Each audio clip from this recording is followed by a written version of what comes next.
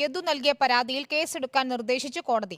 Thiruvananthapuram judicial first class magistrate കോടതി mayor Arya രാജേന്ദ്രൻ്റെ കേസിൽ നമ്മൾ എപ്പോഴും യദുവിനെയാണ് സപ്പോർട്ട് ചെയ്ത് വീഡിയോയിലിട്ടുണ്ട്. പക്ഷേ ഇന്ന് യദുവിൻ്റെ ഒരു ചെറിയൊരു ബന്ധുവിനെ ഒരു ബന്ധുവുമായിട്ട് ബന്ധമുള്ള ഒരാളുമായിട്ട് നമുക്ക് സംസാരിക്കാനുള്ള ഇട വന്നു. അപ്പോൾ അതിൽ നിന്ന് മനസ്സിലായത് യദുവിൻ്റെ സംസാരം ശരിയല്ല.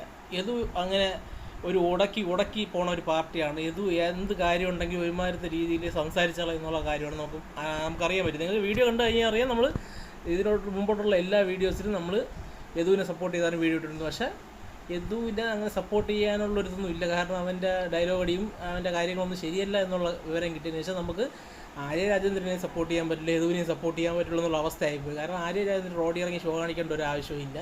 ഇവ എന്തെങ്കിലും കാണിക്കാതെ അവരത് ചെയ്യുകയില്ല എന്നുള്ള കാര്യത്തിൽ ഉറപ്പുണ്ട്. അപ്പം രണ്ട് പേരുടെ ഭാഗത്തും തെറ്റുണ്ട് എന്നുള്ള കാര്യമാണ് നമുക്കിതിൽ നിന്നും ഊഹിച്ചെടുക്കാൻ പറ്റുന്നത്. ഇതിൽ ആരെ നമുക്ക് സപ്പോർട്ട് ചെയ്യാൻ പറ്റില്ല. രണ്ട് പേരുടെ ഭാഗത്തും